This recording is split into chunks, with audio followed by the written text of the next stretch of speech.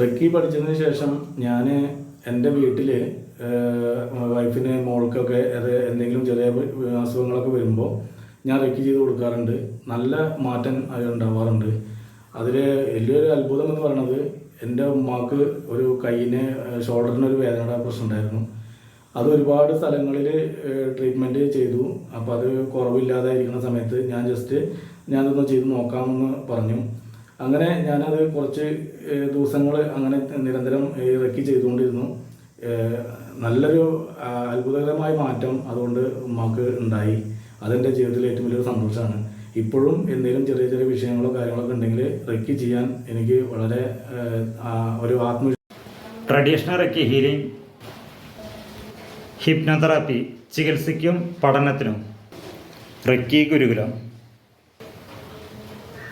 വിളിക്കേണ്ട നമ്പർ